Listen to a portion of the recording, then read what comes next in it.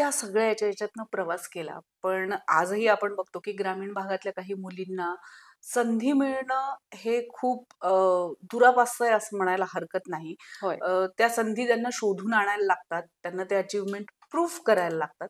असं काही तुमच्या बाबतीत झालं का? मी खूप सुदैवी आहे या बाबतीमध्ये, की मला खूप अंडरस्टँडिंग आई-वडील मिळाले. मला खूप त्यांनी सपोर्ट केला. आजही खूप सपोर्ट करतात.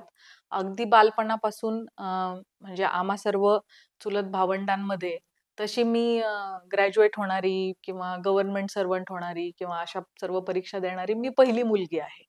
माझ्या पेक्षा मोठ्या बहिणींची खूप कमी वयामध्ये लग्न झालेली आहेत आणि त्यांच्यापैकी बहुतांश जणी ह्या शेती करणाऱ्या कुटुंबामध्ये आहेत आणि त्या शेती करतात किंवा गृहिणी म्हणून आहेत.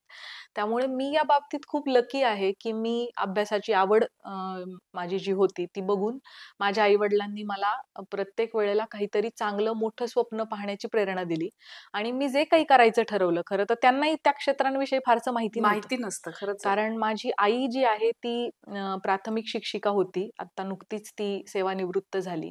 आणि माझे वडील पूर्वी शेती आणि शेतीपूरक व्यवसाय करायचे. आता ते व्यावसायिक आहेत आणि शेवगावमध्ये आमचं शॉप आहे ते चालवतात. तो माझे वडिलांचं जे शिक्षण आहे ते 11वी पर्यंत झालेलं आहे. आई आणि वडिलांचं लग्न झालं तेव्हा आईचंही शिक्षण तेवढंच होतं. आईनं लग्नानंतर डी-एड केलं आणि मग ती प्राथमिक शिक्षिका म्हणून रुजू झाली.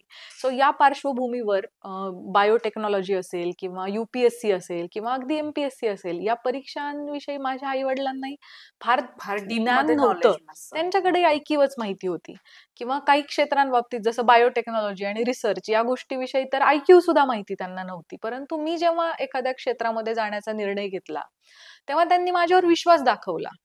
त्यांनी मला फक्त ते जेव्हा मी क्षेत्र बदलली म्हणजे बायोटेक्नॉलॉजी करायचं सोडून मी एल-एल-बी करायचं ठरवलं, तेव्हा हं, हं. फक्त त्यांनी मला विचारलं, की "हे म्हणजे फारच वेगळं आहे. तू इतके दिवस म्हणत 360 होती." डिग्री चेंज आहे. हां, "तू इतके दिवस म्हणत होतीस, की तू आता रिसर्च करणार आणि तू शास्त्रज्ञ होणार आणि आता हे वकील व्हायचं तू म्हणती आहेस. हं, हं. तर हे खूपच वेगळं आहे. तर तू नक्की याचा पूर्ण विचार केलाय ना?"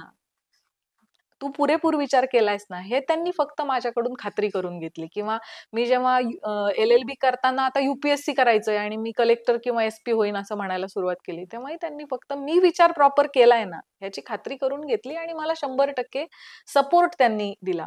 माझ्या कुठल्याही निर्णयावरती त्यांनी प्रश्नचिन्ह उचललं नाही किंवा माझा थांबवण्याचा तर त्यांनी कुठं प्रश्नच उद्भवला नाही. त्यामुळे आय वॉज व्हेरी लकी.